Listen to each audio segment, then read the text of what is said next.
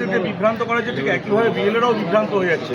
নির্বাচন কমিশন এমনভাবে মানুষের উপর চাপ তৈরি করছে, তারা বিভ্রান্ত হয়ে যাচ্ছে।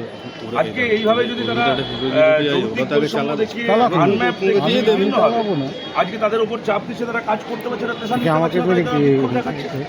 আমরা নাগরিকদের কথা ভেবে তাদেরকে অনুরোধ করলাম, এবার দেখা যাক নির্বাচন কমিশন সিদ্ধান্ত নেয়। ওর মতো বলে আধিকারিক আছে রীতিমতো লিখিত তারা রিজাইন দিচ্ছে, অর্থাৎ এই কাজ থেকে তারা অব্যাহতি চাইছে না। নির্বাচন কমিশনের এমন অর্ডার আসছে, তারা কাজ করে উঠতে পারছে না, তাই তারা বিক্ষুব্ধ হচ্ছে। তারা কাজ করে উঠতে পারছে না, তাই তারা রিজাইন দিতে চাইছে। আজকে নির্বাচন কমিশন তো মানুষকে সর্বস্তরের মানুষকে আজকে এইভাবে বিভ্রান্ত করে দিচ্ছে, মানুষকে হয়রানি করছে। তার বিরুদ্ধে তারা বলছে তারা কাজ করতে পারছে না, এত প্রেশার নিতে পারছে না, তাই তারা রিজাইন করতে চাইছে। আজকে যদি রিজাইন দিয়ে দেয় কাজটা হবে, সেই এলাকায় কাজ হবে। নির্বাচন কমিশন সেটা ঠিক করবে কীভাবে হবে, তাদেরকে কীভাবে কাজ করাবে নির্বাচন কমিশনকে ঠিক করতে হবে। কিন্তু কোনো নাগরিকের নাম বাদ দেওয়া যাবে না, প্রতিটা নাগরিকের নাম রাখতে হবে, এটা আমাদের দাবি।